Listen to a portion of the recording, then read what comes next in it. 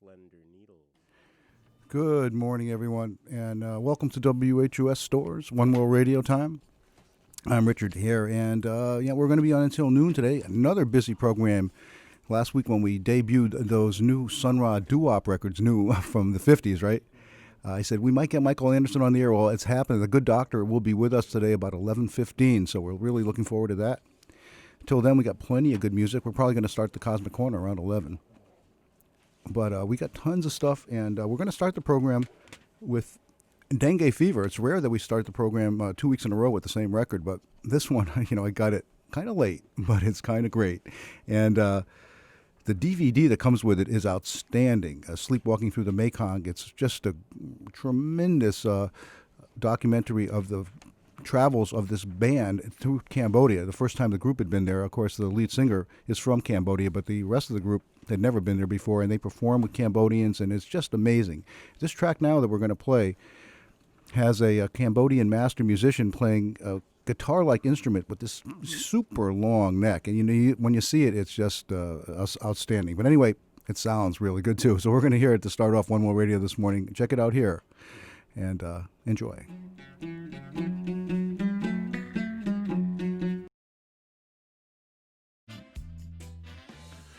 Oh yeah, one of the hottest new releases to come out at the end of the year, Tommy T, the Prester John sessions. Tommy T, the bass player from Gogol Bordello, and that was a pretty darn deep reggae track there. There's a lot of good reggae on this record. There's also other interesting sounds, and we start working on getting an interview with Tommy. He's quite busy, and we're trying to get it before I leave for Hawaii. But we'll see. We've got a couple of weeks left. Anyhow, Tommy T is the record is excellent. It is on ESL or Easy Star Records. Excuse me, Easy Star Records. Recommended. We heard Frankie Paul, Music is the Staff of Life. That happens around here on One World Radio a lot. You can't deny it. Music is the Staff of Life. Took that from the Powerhouse Selector's Choice, George Fang, Volume 2. There's 4 volumes of double discs. Powerhouse Selector's Choice, put out by VP Music. George Fang, of course, a producer. Well, that was Frankie Paul there. The Music is the Staff of Life. Max Romeo, big name in reggae history. Hopefully you know who he is. This is from a thing called Open the Iron Gate, 1973 to 1977, put out by Blood and Fire several years back. Blood and Fire, unfortunately, is no longer with us, but an awesome label, and we did talk to Steve Barrow, the founder of that label. We had a really nice hour-and-a-half interview with that guy. We heard a No Peace from Max Romeo from that disc. Delroy Washington, we've been playing him for several weeks because I just picked this one up. ISIS, that's a sus with a U, ISIS. And Delroy Washington, that one there was, let me see, which one did I play? I wrote it down. Observance. And we started the set with Love and Only Love from Fred Locks. And, that says it all right here for WHUS Storrs. One More Radio. We hope everybody has a lovely holiday season and, share it all. Share the love. All right, One More Radio is going to move on for our second hour. Now, this hour might be taken up entirely with Sun Ra because I don't know how long it's going to go with Michael Anderson, but we could go a while. We're going to take it as far as we can.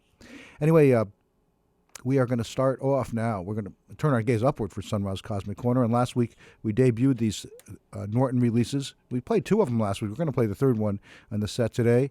But last week, we started the Cosmic Corner with Tony's Wife, something that I had never, ever heard before. Sun Ra in his living room in 1949 and doing a Xavier Cugat cover. This week he does another cover. We're going to hear this one called Stuff Like That There. This is a Sun Ra home recording in 1949. And check it out here on the Cosmic Corner. And presumably I'll be back before we talk to Michael.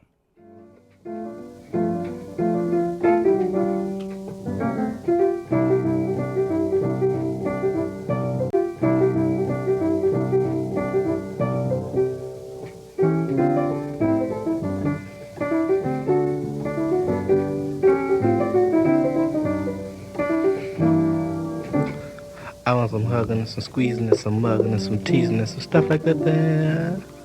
I want some petting and some spooning and some happy honeymoon and some stuff like that there. I used to think that love was just a lot of rubbish, a lot of cabbage, a lot of cabbage. But now my attitude's totally lovey-dovey. And baby, you done it. I want some kissing and some hoping and some missing and some hoping and some stuff like that there. I want some leaping and some chasing and some weeping and some pacing and some stuff like that there. And when I get a certain feeling, I confess it. That's really one expression to express it. I want some hugging and some squeezing and some mugging and some teasing and stuff like that there.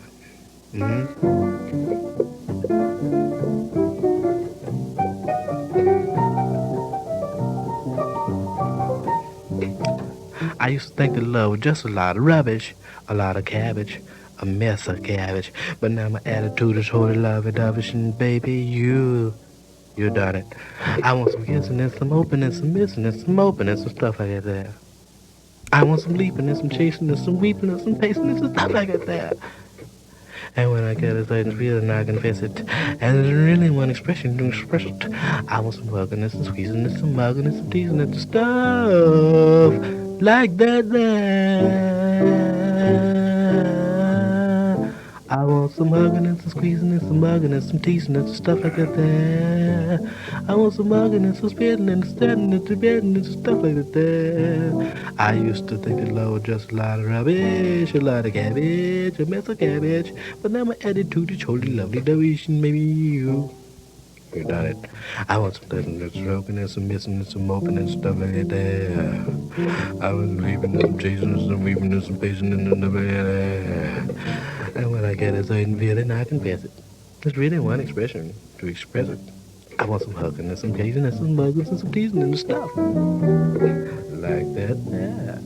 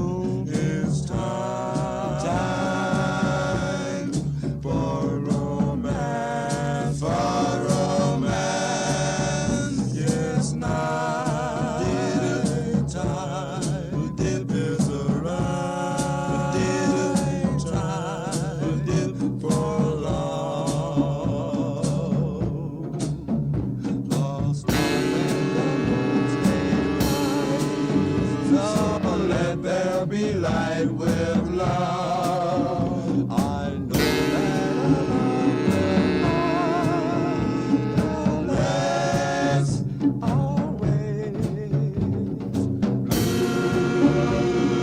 Blue moon, a black sky, and my love for you.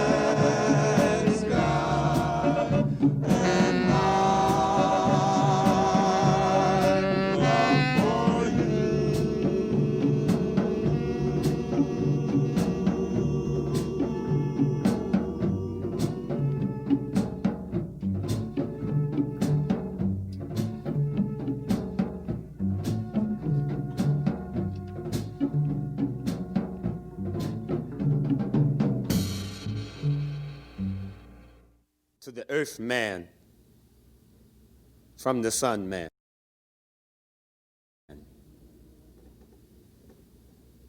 Aloho.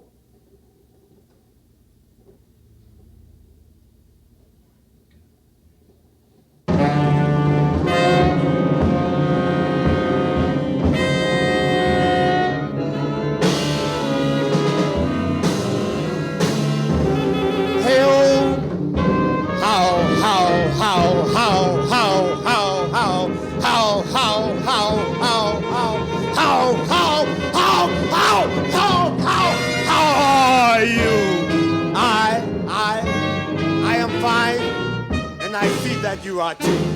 Going my way. Oh, you shall one day. You better take this trip. This forever,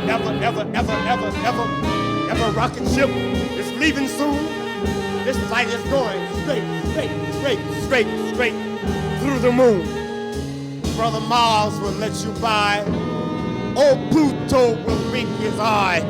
And Lady Venus will sigh when that soul forever rocket ship passes her by. Hey, oh, how are you? How are you, Joe? How are you, old man, Joe? Don't get caught below. Mike, don't drill that fight. It takes away your life. Look out, Jake. Be outside when they close those red big gates. This rocket ship, flight is leaving soon, and this destination is going straight through the moon. Don't get caught below. Catch this trip. Come on, man. Those are gone!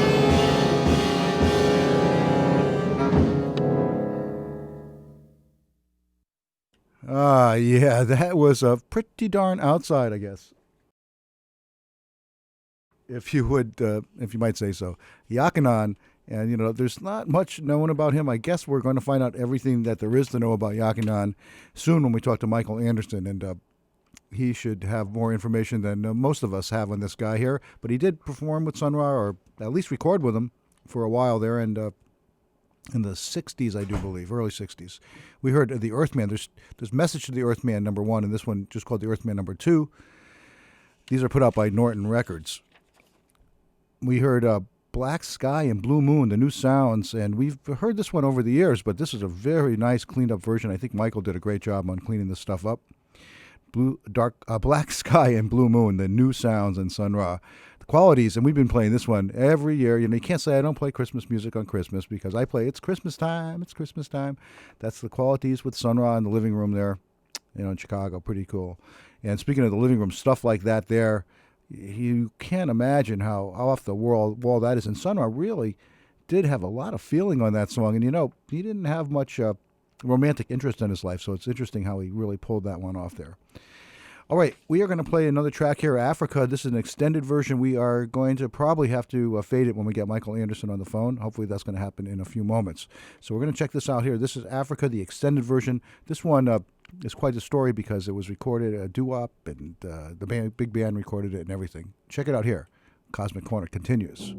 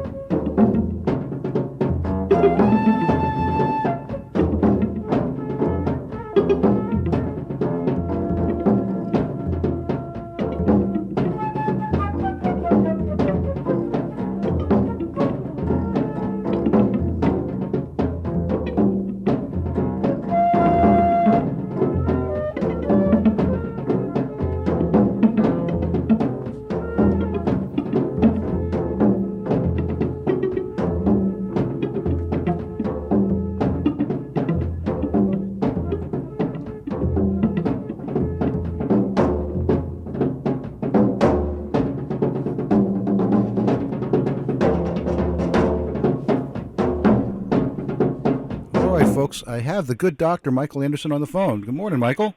Good morning, Richard. How are you, sir? I'm doing all right, and I hope you're doing okay too. Yeah, doing pretty. I know things are kind of strange for you out there in the megalopolis of New York there, but anyhow, we've talked in the past, and you have quite a bit of a history with Sun Ra, and an interesting history, I think, pretty much unique. So maybe we could talk a little bit about that first before we get into these Norton releases. Okay. So you met Sun Ra. You were 16 years old? That's right. I was the youngest member of the orchestra. Matter of fact, at that time I was on radio because the people at Temple University were so amazed at my knowledge of music. They said they wanted me to come down and join the station there as an assistant. So that's what led to me meeting Sun Ra by way of Russ Musto, the music director. He said, "You need to meet Sun Ra. He's in the phone book." Like, you're joking. He's what? Yeah, he's in the phone book. Call him. I said, okay, and I called him. And Sonny, again, he was amazed with my knowledge about swing, and he invited me over and then just told me that I was in the band. It wasn't a thing that I wanted to be in the band. He told me I was. So I was like, okay. You didn't audition or anything? No.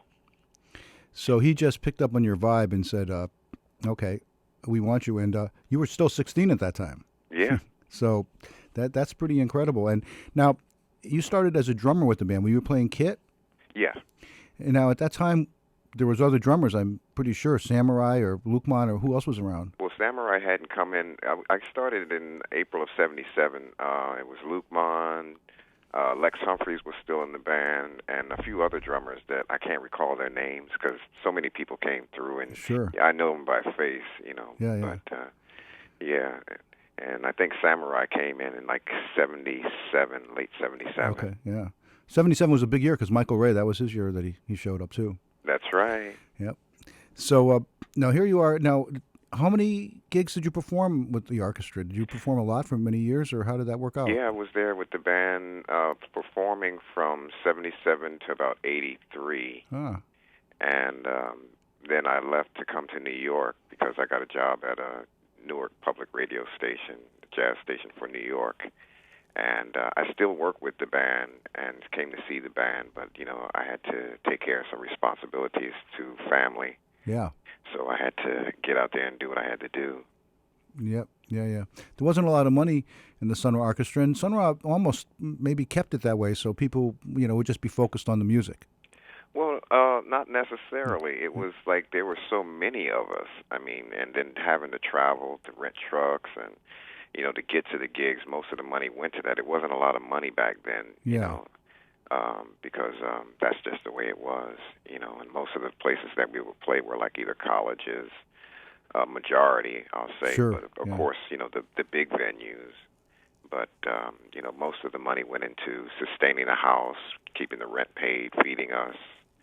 And, you know, Jerry Gordon, who has Evidence Records, was a very instrumental part in our survival and keeping, you know, food on the table or making sure Sonny got to Germany, you know, to do gigs or wherever, you know, he had to go. Yeah. He's very instrumental, very important person to us. I mean, most people don't know that, but I just like to give him credit over the air that he's he's like family to us. Yeah.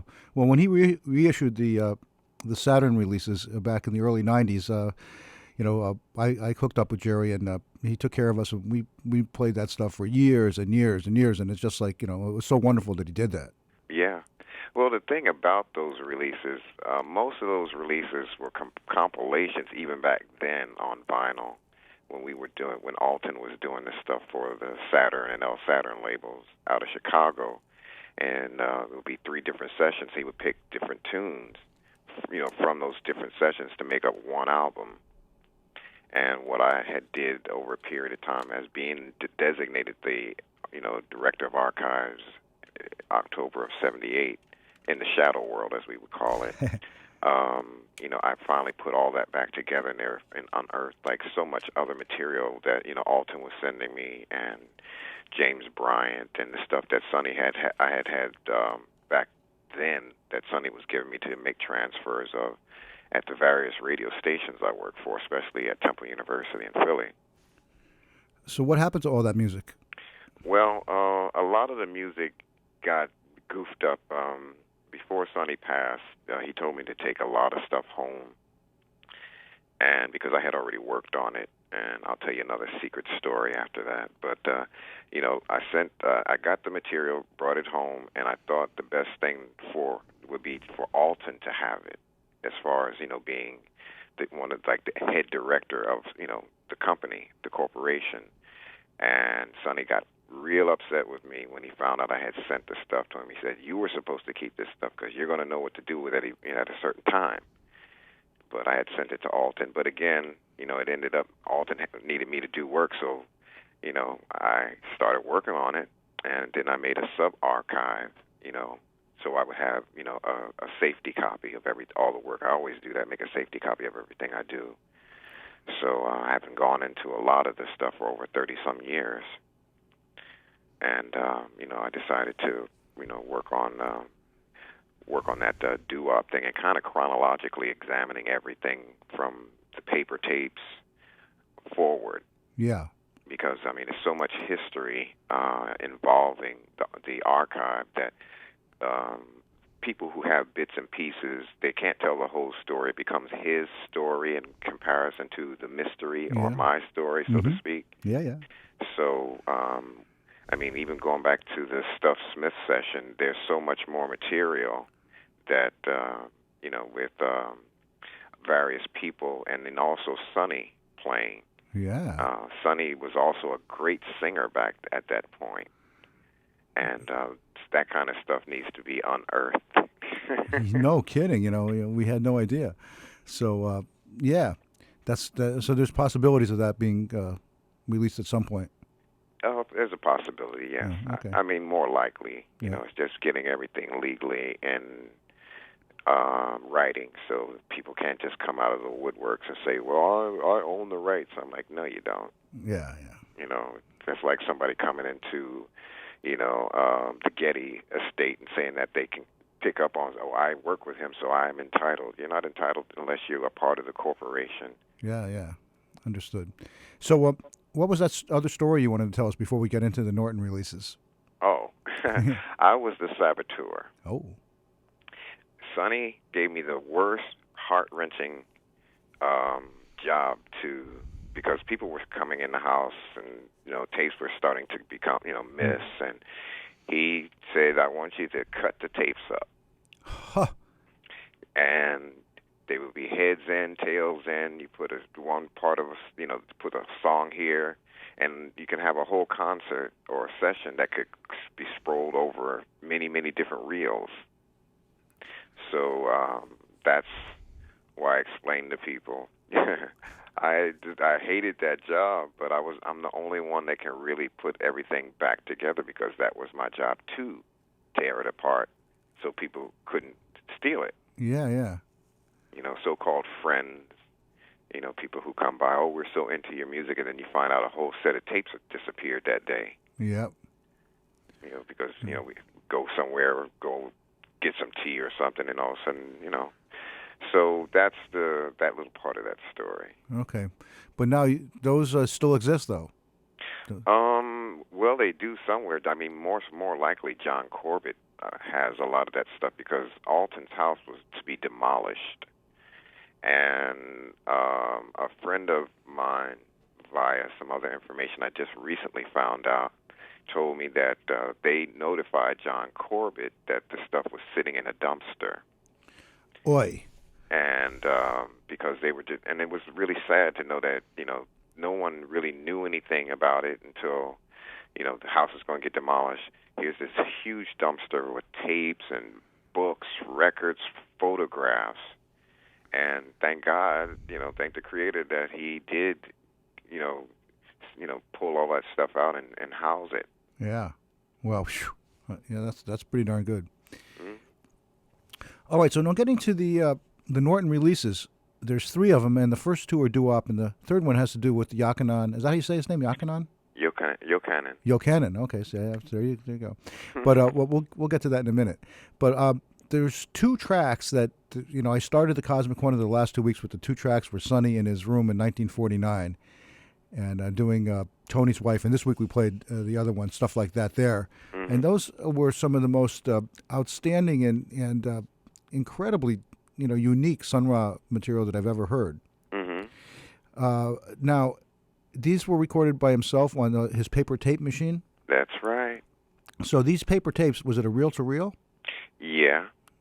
And how long can a paper tape last? Well, the paper tapes are the most believe me, they're nerve-wracking because if they're not stored well, which they weren't, they're very brittle and they tend to rip or just fall apart, you know, almost like disintegrate in your hands. Yeah, I thought so. And for the machine that they were recorded on, it was a specific machine, whereas, you know how the 7-inch reels for a regular, like an Ampex reel-to-reel tape player? Sure. These tape reels were only playable on this particular machine. So what I had to do is slowly take it by hand and roll it onto a regular 7-inch reel-to-reel. I mean, a 7-inch reel, actually. And then I would have to play the tape and let it run all the way through, because without stopping it. And then you do your edits. Now that we have waveforms and all these other different cool editing, programs, you can edit and make it, do all the things that are necessary. So, but I mean, he would record over stuff, like you find doo-wop stuff, and then you find a concert he did back in '49. He had a group that was like the King Cole Trio that was awesome. Really? Awesome. And awesome. there's material of that exists. Yeah, but it's like only clips. I mean, like there's a version of You Go to My Head that's about 5 minutes long. And I think it's probably at the Club Macumbo, which was, what's his name, Leonard Chess's place. Oh, yeah. Was that the basis in Spaces the Place when he blew up the club in playing piano? It's a possibility. Yeah. Okay, so the paper tape machine, Sonny had one of the early ones, I guess, and because he was always at the head of the class when it came to new technology. Right.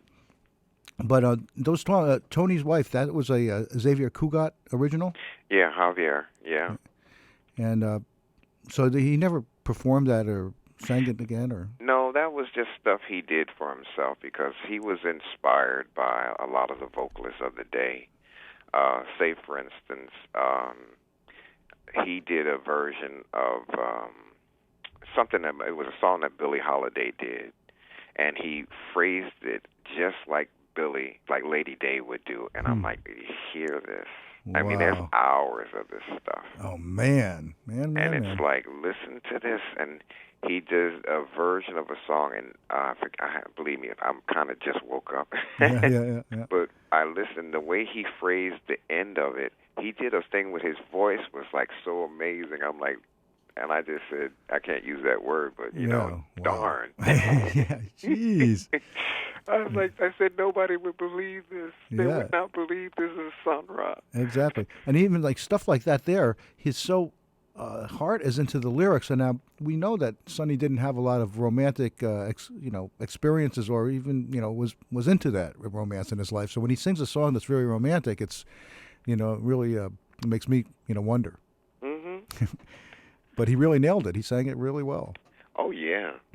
And then, of course, I mean, at that same particular time, even, say, for instance, going into the Invisible Shield period later, he was very much influenced by the Latin thing that, Javier and Fred Espada and all that particular, Afro-Cuban type thing. Sure. Was, and so that's basically, one of those important things to bring out. He was very much influenced by so many different styles of music. And number one, he was very much influenced by Mary Lou Williams because of the colors and the chords that she would get. Because there's a paper tape of him just listening to some of her circle recordings from like 1951. So he was influenced to compose music that was different instead of the Western scales, kind of get more of a colorful scheme out of the compositions, which later became how he wrote Africa and those various things. Because as you know, Mary Lou Williams was one of the first people to deal with astrology in 1945 with the Zodiac Suite. Oh, hip.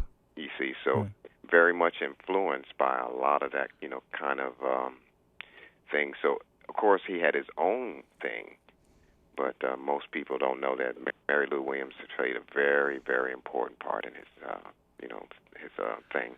Yeah. More so than, say, Thelonious Monk. Yeah. So in the 60s when he was in Chicago, there was, a number of doo-wop bands that were coming through his apartment, apparently, and, recording stuff that he wrote or that were classics, traditional doo-wop music, and Sonny recorded them all at home, but never really released very much of it. There was a couple of things that came out, I know. Yeah. But it sounds like you cleaned them up pretty nice because they had been released. Some of them had been released, but these discs sound really crisp and clear. Yeah, well, the thing about that there was earlier recordings having possibly like 53, because there was I think it was the New Sounds. Matter of fact, I was able to pull out my own notes. They did a thing called My Land of Dreams, and things like that, which was reminiscent of the Five Red Caps and the Solitaires of that early formation of the doo-wop era. Yeah. And Sonny was the coach for a lot of folks in Chicago at that time, which I've been trying to really I've been putting his discography together and unearthing so much other stuff that's not in the Robert Campbell discography, which he's very much, appreciative of me, submitting information to him, because I believe the song Stormy Weather by the Spaniels, which was done for VJ, is Sonny's arrangement. Wow. But you wouldn't know, because he was working with VJ and coaching all those doo-wop groups. And if you listen to some of the Cosmic Rays phrasings, and then you listen to Stormy Weather by the Spaniels, that's Sonny. Wow. Sonny. Wow. And it's hard for people to wrap their head around that Sonny was into doo-wop when you hear his avant-garde craziness. Oh yeah. But he was into the whole works. Mm-hmm. So some of these bands, the Cosmic Rays, they're quite good. The New Sounds, I like pretty much all of them. The Qualities, and there's quite a few tracks on here that I hadn't heard. That stuff that I said, what the heck is this? Off the wall, like we played last week. There's a Small Hotel, and oh yeah. What else did we play? We played some other really off the wall ones. If I only hadn't sinned, what the heck, it's like, oh, right, yeah. So, a lot of this stuff when Billy and Miriam and I talked, we had talked about this in the '90s, like in the mid '90s, and it took almost 10 years or so for it to really happen. But I was so glad that they were interested in doing it, and I did my research, but. It's just like I said. There's so much. I mean, Sonny was into the music of the day as well. There's a version of the band doing the song Tequila. Oh yeah. They do the. Wow. They do a version, but it was like going into the intermission, and the band is playing, and all of a sudden I'm like, wait a minute, that's Tequila. I'm like, listen to this. Wow. And John is really playing, and also the other John. I forget his name, but yeah, man, they really were, and their performances were like outstanding, real outstanding. I'm still trying to find the Clock Stoppers stuff, which there is a group called the Clock Stoppers that were part of the R&B soul era. But I just wanted to make sure that people realize that Sonny had a whole development. All those people who turn their nose up to him as far as being, so spaced out. I'm like, he was the one who helped set the foundation for a lot of people who were coming up in not just the doo-wop era, but the musicians that came through the band, even when I was in the band. And he knew what he wanted to do. He knew what it was to give them the understanding of the discipline of making sure you do certain things to get the certain results, but it's all about a mindset.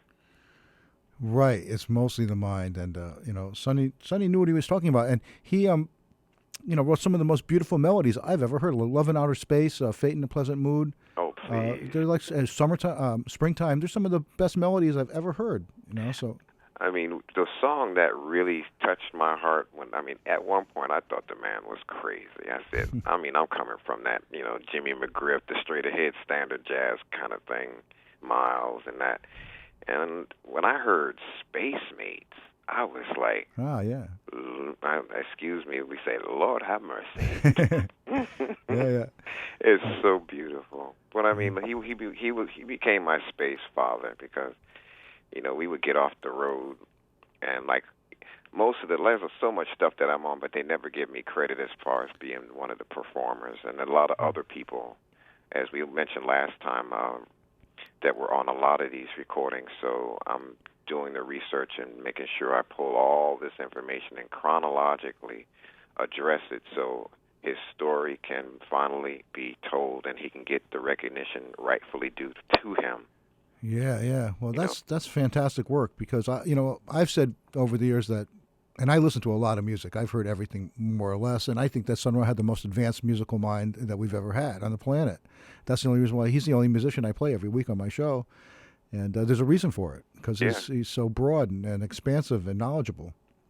Well, I mean, there's stuff. I mean, there's a jam session at the what was the name of that club in Chicago? Oh, the Ballroom. Yeah. Pershing. Yeah. Where Gene Ammons and J.J. Johnson with Pat Patrick kill. Huh. I'm talking about Jug is blowing his nose. You hear what I'm saying? Yeah. I'm like, listen to this, and Jug and Pat Patrick are doing the trading off on the fours and stuff. Jeez. I'm like, and they are romping for like 13 or so minutes. I did a 15-hour documentary of a lot of this stuff, which can be found on the ESP Disc website under ESP Radio. If anyone wants to, go into that, and they can hear all this other stuff with Sun Ra narrating it. Oh man. So it's there. I mean, that was just my way of, doing, like, they do tributes here in New York at KCR. Yeah, sure. And I figured I wanted to do something a little different. And, I got into all the early recordings that he did with, like, Wynonie Harris and moving into the stuff he did with Red Saunders. Another thing, in view of going into that doo-wop era, Sun Ra was the vocal coach, basically, who helped get Joe Williams, who later worked with Count Basie, Laverne Baker. He had a hand in getting them started. Wow. Well, big names. Yeah.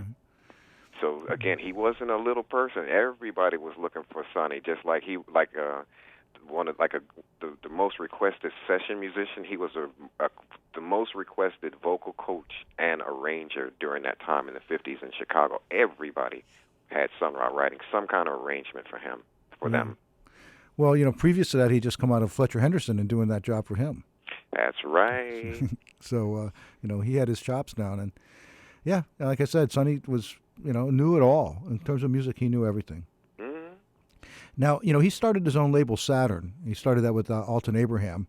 Mm-hmm. But what about these other labels, Pink Clouds? Well, Pink Clouds was another label that was done by someone else, but Sun Ra, being requested and working with those particular, performers was basically the band that backed a lot of the people because he was available, and it wasn't like a major label, so, a lot of the folks, they prefer to deal with like the VJs or the Chess, type thing, or the Blue Lake label, something like that, kind of had a standing in the community. Huh. And when like a Pink Cloud came to be, it would be where, okay, this is new. We're going to do something totally different, especially when you hear the Juanita Rogers tunes. Yeah. Which the rehearsals of that do exist. Okay, of more all those songs where she's just singing, and one point where she's doing. Where's that list? Oh, she's doing Love Letter of Promises. Yep. It's about maybe 9 different takes, and the last one, whoever it is in the studio bawls her out. Like they were real upset with her. And you can hear that on the tape. It's on the tape, and it's like, wow. And then she just walks out. Yeah, and they just end the session, and that's the end of that tape. But it's about a good maybe 30, 40 minutes of stuff where she's just redoing it, and then the quality gets worse. Oh, geez. But now, Sun Ra was the backup group, the orchestra? Yeah. But that wasn't him that chastised her? No. Okay. No. To this day, I'm still trying to figure out who this person. I thought it might be Alton. But then, knowing Alton's voice, he's got that real, raspy, Barry White kind of voice, and that didn't sound like him. Maybe it was his brother. Well, it says Mr. V's Five Joys, and maybe it was Mr. V actually that was the person responsible for that. Yeah. Or I think it's a possibility that's Mr. 5 representing the Roman number. Oh, okay, Mr. Five, not Mr. V. Okay, yeah. But I'm not sure. Don't take my word. Okay, okay. And Juanita was like 14 years old at this time, right? I believe so. Yeah, wow. She was young. Yeah. Well, somebody who was a little bit older when he got involved with Sun Ra was Yochanan. Oh, the spaceman. Yeah. Now, there's, as far as I know, there's not too much known about him. What can you tell us about him? Well, I'll put it this way. The best way to reach that conclusion is what Miriam did from Norton. She did an impeccable source of research on him and unearthed so much other stuff, even later records he did before he, after he, the association with Sun Ra had ended. Because the band members, as far as she had unearthed that information, they didn't really particularly care for him. Because one thing about him, he was one of the first people to get into like the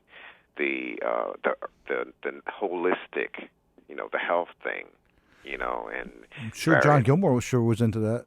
Yeah. But it's said that John didn't particularly care for him for some reason. Oh, okay, all right, okay. Rubbed him the wrong way, yeah. Yeah, but there was a shop, again, what Miriam unearthed, that was the focal point where Sonny would also go get his books and, the herbs and various things that he would, get, because at that particular time, Sonny, even on gigs, would make his own food. He rarely ate anything that he didn't, cook for himself. Moon stew? Oh, please. Let me tell you. I mean, there's some food I can tell you. We had, just to get into that food subject, we had a thing called space chili. And that's when we didn't have a lot of food to eat in the house, and Sonny would tell me to go get a couple bags of beans and some certain vegetables, and we would make this huge pot and throw like a big clove of garlic in it, and it would feed everybody, and it would be some of the most outstanding space chili that you could ever eat in your life. Yeah. Really. Yeah. So, but now Yochanan, how did he get involved with Yochanan? How did he get involved with Sun Ra in the first place? He came to Sonny. Oh. And I guess that more likely he met Sonny on one of the gigs. He was doing something, maybe had his own band. And Sonny saw that he had something different to offer that was similar to where he was going, so they incorporated the two ideas and came up with this new way of approaching music with the jump blues type thing, as well as taking it into the further reaches of outer space. Yeah. Because, you hear Hot Skillet Mama, that's just jump. Right. I think there's 6 different takes of that. And then also, matter of fact, there's Rocket Ship Rock, which didn't come out in the evidence box, and also the other tune. I got my notes here. Pardon me for kind of not being prepared. But Rocket Ship Rock is kind of based off of Hot Skillet Mama. Yeah. And then Is That Me, which is based off of Muck Muck? No. I'm the one. Message to Earthman. No, the Sunman Speaks. Oh, Sunman Speaks. Okay, yeah. Yeah. So and then, but the thing about the Sunman, Is That Me? There's various takes. There's so many different takes because he couldn't get past the second verse going into that little break. And so we came up with one that was semi-complete, Okay. and we added that because that completes all the Yochanan type material. Because of course, like I said, Hot Skillet Mama and Muck Muck were the big ones that came out on various labels, on vinyl years ago. And now here's the complete, Yochanan and some additional material. Yeah. Did he perform live with Sun Ra? Yeah, he did. He did for a little while. Okay. And then, their association ended, I guess, when Sonny decided to get more into focusing into the the jazz type material. Right. Well, he was there before June. Oh yeah. June came in like in 67, 68. There's a rehearsal tape of her audition too. Really? Yeah, she's singing the standards, My Favorite Things, and He Loves Me, stuff like that. Wow. I never heard June Just sing singing that a stuff. cappella. Man. She was my space mom. She always called me the baby because I was so young. And, so like I said, my space daddy, my space mom. But June is such a beautiful woman. I mean, God. I mean, she very quiet, didn't say but so much. But she was someone you never mess with too. Oh yeah, a bright light. And for years in my life, Billie Holiday was like the end of the line for vocalists. But when I heard June, she's my favorite. I got to tell you, June's my favorite all-time vocalist. So I know what you're saying. It's great to have that kind of relationship you had with her. That's fantastic. All right. Well, we're starting to run down on time a little bit here, Michael. We got to close up the program in about 10 minutes. Okay. So is there anything else you'd like to close with? Well, I just ask that the people, keep their minds open, their ears open, and kind of look at Sun Ra as a pioneer of the history of music, because that's what he was. He didn't just stay, you couldn't categorize him. And there's, like I said, with the research and work that I'm doing, just go on the Robert Campbell Sun Ra discography page, whatever they call it, and check out the updates and just stay on top of things. And as things progress, more incredible things will be unearthed that will unveil the mystery that revolves around his contribution to music. Well, we're sure looking forward to that, and we really appreciate all you're doing to keep this going, because it's very, very valuable work. Well, the thing about it, I'm not looking to make money out of it. I'm just doing it for the love of it, because he left it to me, and I'm looking to get Marshall paid, especially like the art yard material. That's all my work as well. That's nice. Yeah, the orchestra still, suffers financially. But by the way, they are playing on Sunday night at the Sullivan Hall in New York City. Okay. And if I can make it, I'm coming down if it's at all possible, because it's been since the summer I've seen them, and I get my juice poured when I see them. So. Hey. So, but and again, I thank you, Richard, because for doing what you do, because that also is a part of the discipline. You were chosen as well. We all were chosen. It's just that a lot of people don't realize it. Yeah, I guess so. Now, is there anything you'd like to get us to play on the air from these Norton things before we close up? Something I haven't played. Second Stop is Jupiter. Okay, Second Stop is Jupiter. We haven't played that one today, and I have to pick out the right CD here, make sure that I don't get too confused. That should be on Volume 2, I believe. Volume 2 is Second Stop of Jupiter, is it? And yeah, that should be track number 3. Yep. All right. Track number 5. I'm going to get it on. And so hopefully everything is going to go well for you, Michael, in the new year, and success in all your endeavors. Thank you. And let's see. Second Stop of Jupiter, track 5. That's exactly it.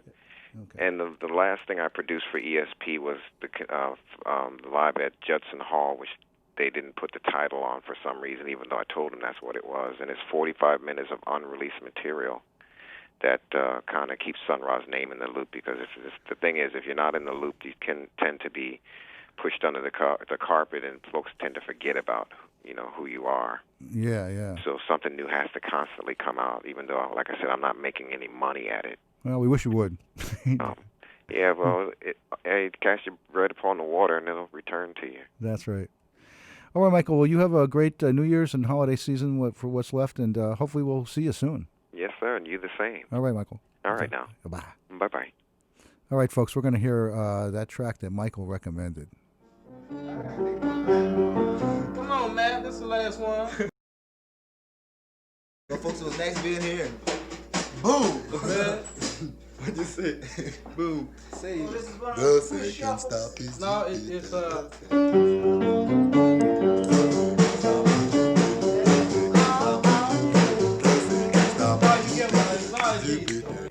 Jupiter, Jupiter.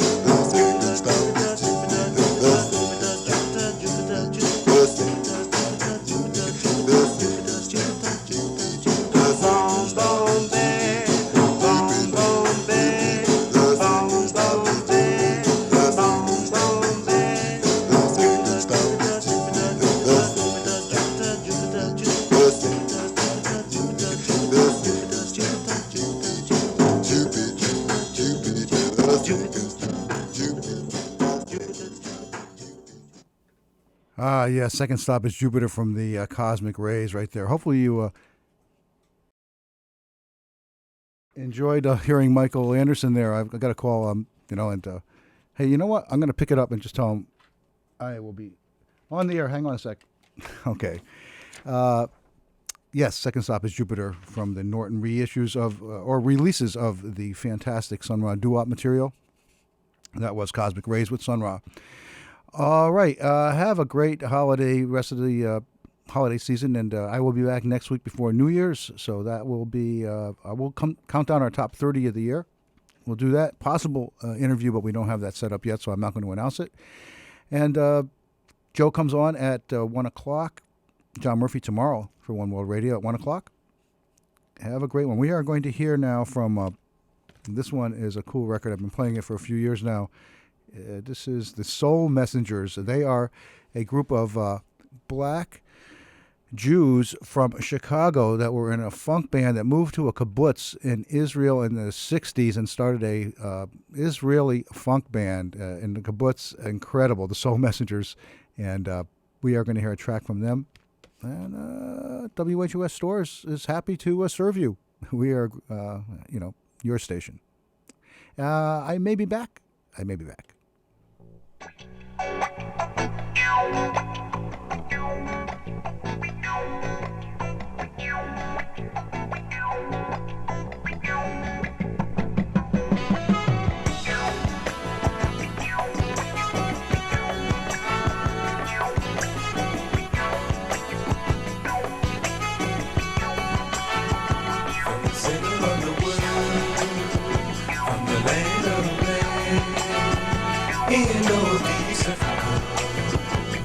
There's a special band from the center of the world in the Holy Land.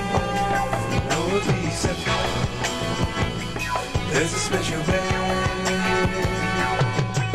known by the name of the Soul Messengers. Known by the name of the Soul Messengers.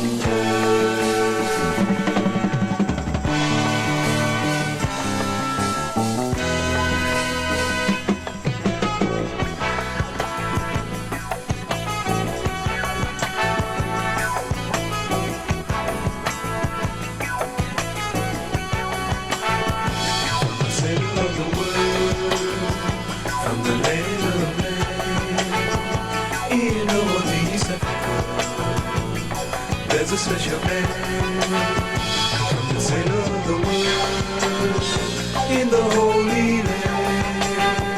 From Northeast Africa, there's a special band known by the name of the Soul Messengers. Known by the name of the Soul Messengers.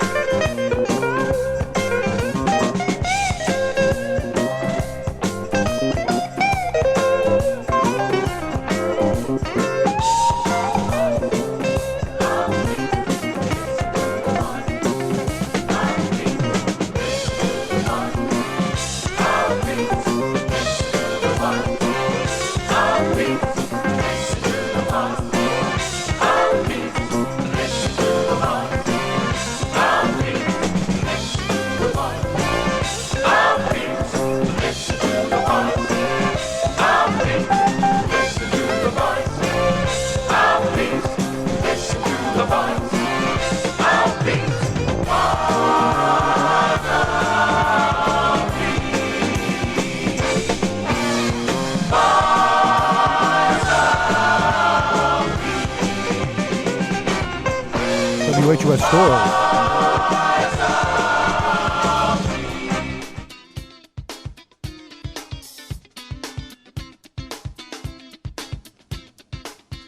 From Pacifica, this is Democracy Now!